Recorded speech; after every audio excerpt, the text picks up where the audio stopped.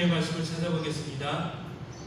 오늘 우리에게 주신 하나님의 말씀은 구약성경 요나서 3장 1절에서 5절 말씀입니다.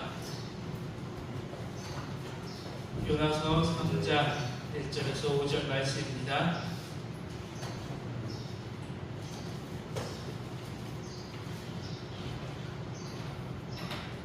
제가 말씀 공독하겠습니다.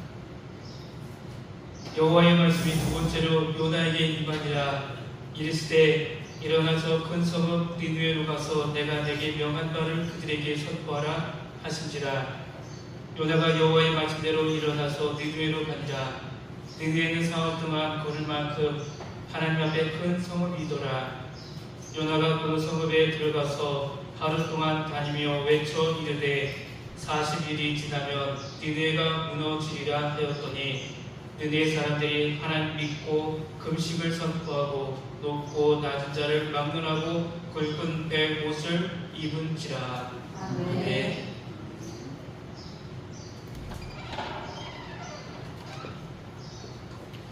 요나서 2장에 나온 요나의 기도가 절반의 회개였던 것처럼 이후 요나는 하나님의 말씀에 순종한 것 같이 보이지만 자세히 보면 온전한 순종이 아니었음을 알 수가 있습니다. 억지로 하는 순종이다라고 할 수가 있습니다. 마지막 4장까지 그는 자신의 뜻을 굽히지 않습니다. 이러한 요나의 모습을 우리는 겁쟁이라기보다는 고집쟁이다라고 할 수가 있습니다. 도망을 간 것도 무서워서 피한 것이 아니었습니다. 하나님을 거부하려고 숨은 것입니다. 어떻게 보면 하나님과 영적인 씨름을 했다라고 할 수가 있습니다. 야곱과 같이 하나님과 지금 영적인 씨름을 하고 있는 요나다라는 것을 볼 수가 있습니다. 누가 옳은가 한번 해봅시다 하는 마음이라고 할 수 있습니다. 하나님은 이런 요나의 고집을 꺾기 원하셨습니다. 웬만한 사건과 사고로는 그의 고집을 무너뜨릴 수 없다는 사실을 아는 우리 하나님께서는 특단의 방법을 택하셨습니다. 그래서 요나를 수올의 뱃속까지 몰아가셨습니다. 인간적으로 보면 요나는 굉장한 용기 있는 인물이기도 합니다. 하나님의 뜻을 어기고 도망가긴 했지만 그는 하나님께서 쓰실 만한 인물이었습니다. 니느웨 곧 이방 사람들 속에서 하나님의 말씀을 강력하게 선포할 수 있는 인물이었기 때문입니다. 당시 니느웨는 그렇게 강한 나라는 아니었지만 그래도 남의 나라에 가서 복음을 전한다는 것은 쉬운 일이 아닙니다. 우리도 마찬가지지 않습니까? 세상에 나가서 예수 그리스도를 믿으라고 외치는 것이 쉽지는 않습니다. 더군다나 이 시대는 영적으로 너무나도 어두운 영이 지배를 하고 있기 때문에 나가서 복음을 전할 때마다 우리가 듣는 소리가 무엇입니까? 당신이나 예수 똑바로 믿으십시오. 이 소리를 지금 듣는다는 것입니다. 이런 상황 속에서 나가서 복음을 전하는 것은 쉽지 않습니다.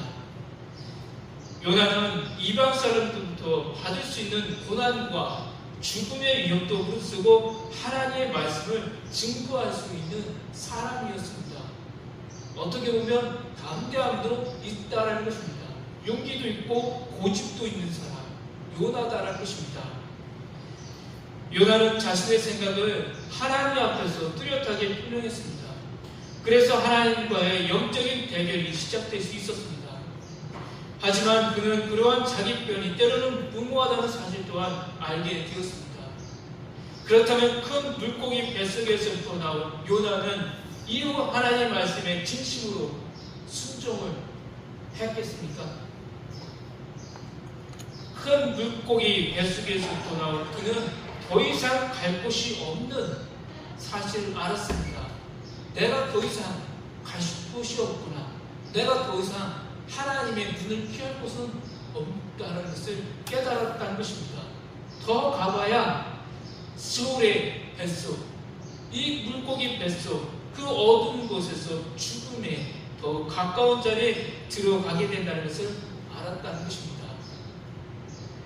그래서 그는 이제 하나님께 순종하기로 작정을 합니다. 그런데 가만히 보면 순종하기는 하는데 여전히 순종하지 않는 모습이 그에게 남아 있습니다. 이것은 예수님을 오랫동안 믿어온 우리에게도 있는 모습입니다. 반년 동안 우리의 모습이 어땠습니까?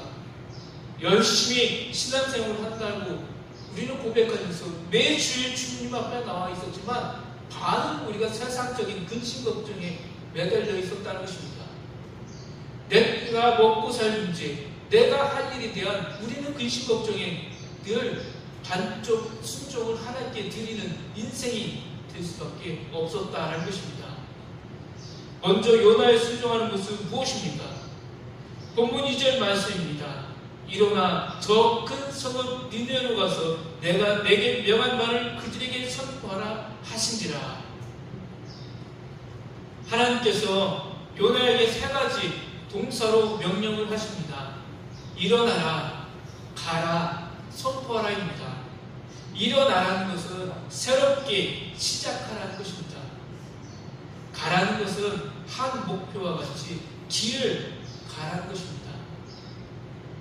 마지막으로 선포하라는 하나님께서 요나에게 해야 할 말을 주시겠다는 것입니다. 즉 사명에 대한 것입니다. 이처럼 이 세 개의 동사는 굉장히 강력한 의미를 가진 단어들입니다. 그러면 하나님의 말씀을 들은 요나는 어떻게 했습니까? 본문 3절 4절 말씀을 보면 요나가 여호와의 말씀대로 일어나서 니느웨로 가니라. 요나가 외쳐 이르되. 요나는 하나님이 명하신 세 가지를 모두 행했습니다. 성경에 기록된 대로 여호와의 말씀대로 따라왔습니다. 완벽한 순종입니다. 신앙의 순종이란 무엇이겠습니까? 내 뜻을 꺾고 하나님의 뜻을 따르는 것입니다. 반쪽의 순종이 아니라 완벽한 순종으로 나가는 것입니다. 하나님이 살아계신다는 것을 인정하면서 내가 오늘 나의 삶에서 완전한 드림을 드린 것입니다. 순종하는 사람들에게 특징이 있습니다. 첫째는 듣는 마음을 가졌습니다. 하나님의 말씀을 향해서 자신을 열어놓습니다.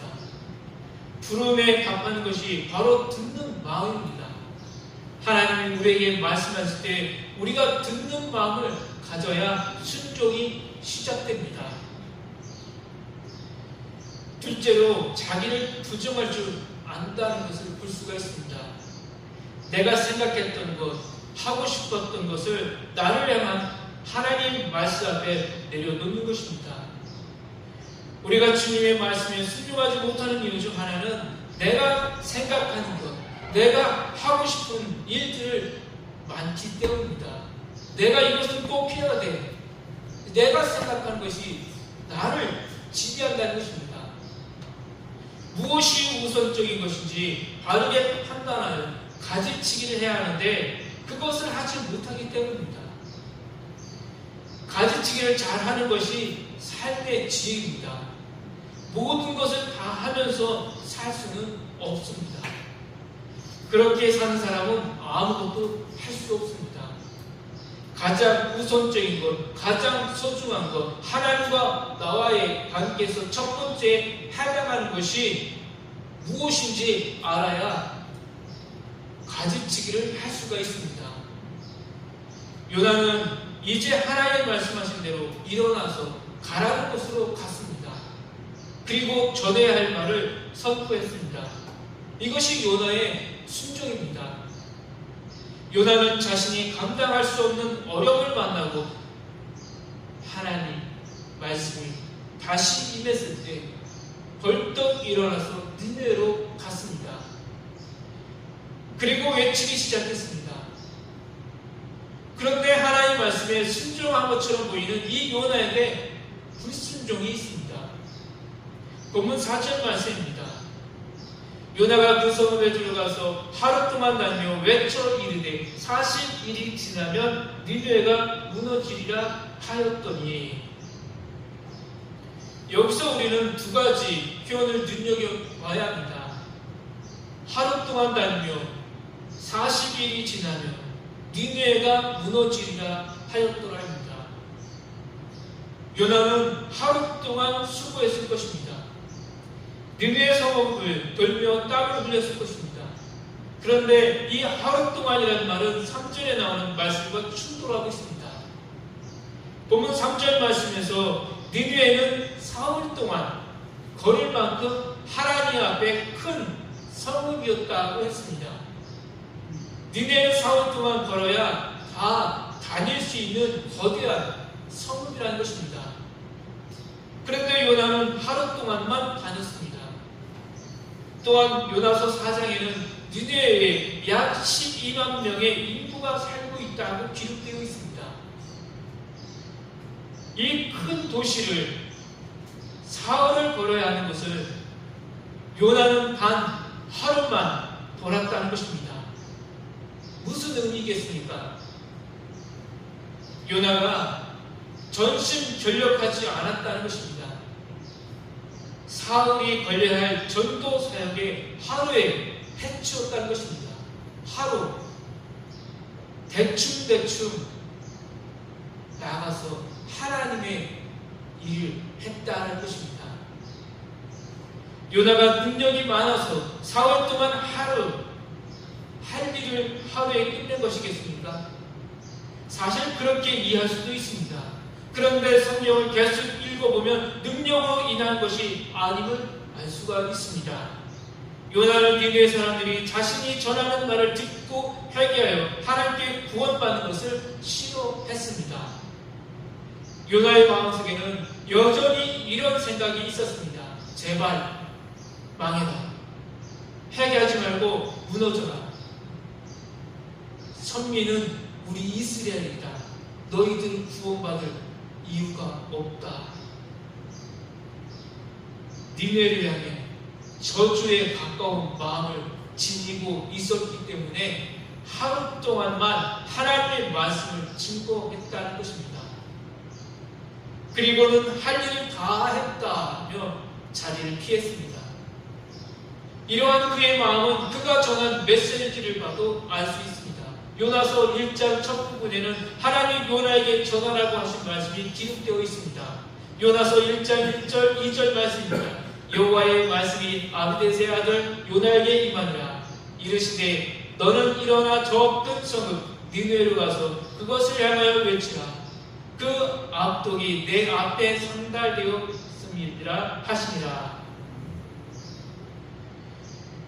하나님이 예언자를 통해서 죄악과 허물을 지적하신 이유는 무엇이겠습니까? 부모가 자녀에게 자녀의 잘못을 지적하는 이유와 같다는 것입니다. 먼저는 잘못하고 있음을 알려주는 것입니다. 얘야, 너가 지금 이것을 잘못하고 있다. 아이에게 부모는 훈계를 내립니다. 멈추지 않으면 야단을 맞게 된다는 경고까지 합니다. 이 경고까지 받았는데 아이가 말을 안 들으면 어떻습니까? 부모로서 자녀를 훈계하기 위해서 우리는 회초리를 듭니다. 그것이 전부가 아니라는 것입니다. 경고에서는 용서도 자녀를 위한 축복도 함께 따라온다는 것입니다. 하나님도 지금 마찬가지로 이렇게 요나, 이스라엘 백성, 이 니느웨 백성들을 그렇게 대하고 있다는 것입니다.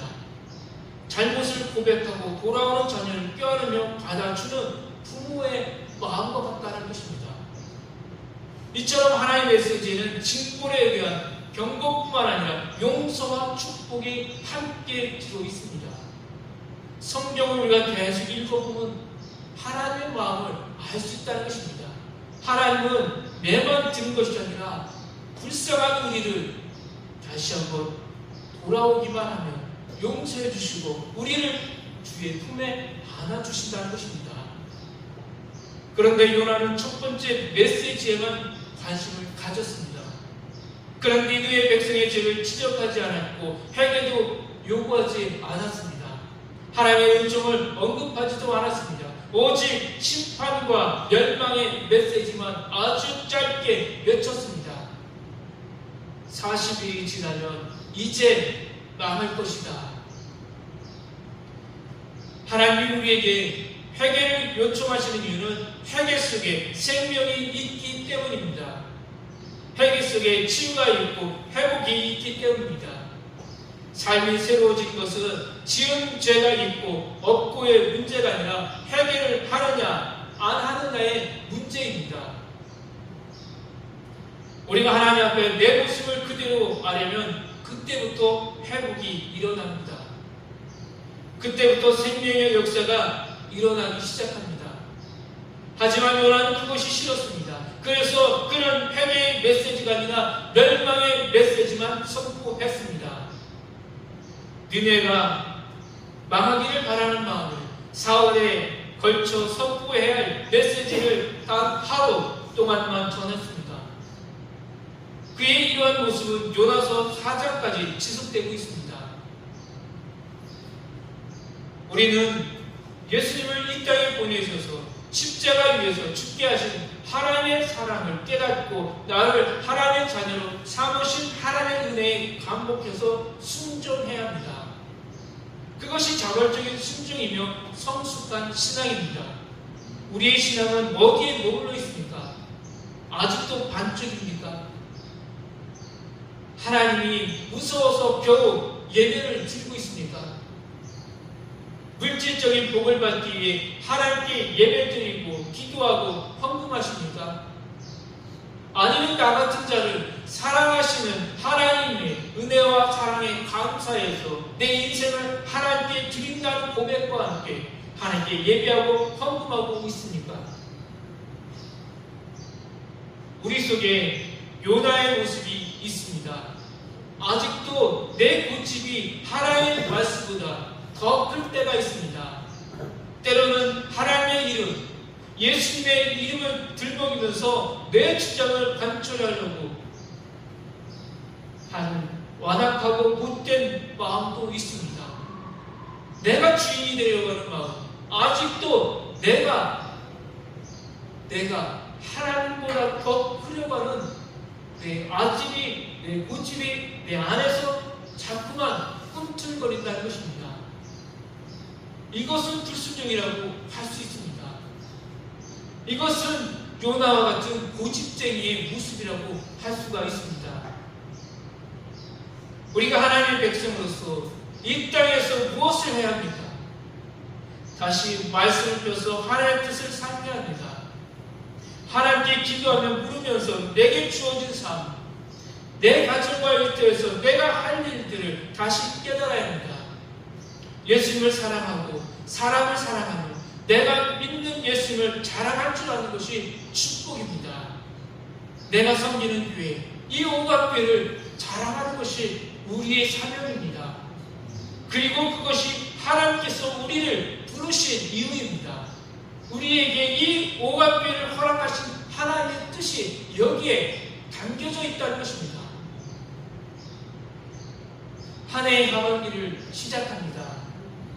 그동안 성경을 읽지 않았다면 다시 말씀을 펴서 읽으셔야 합니다.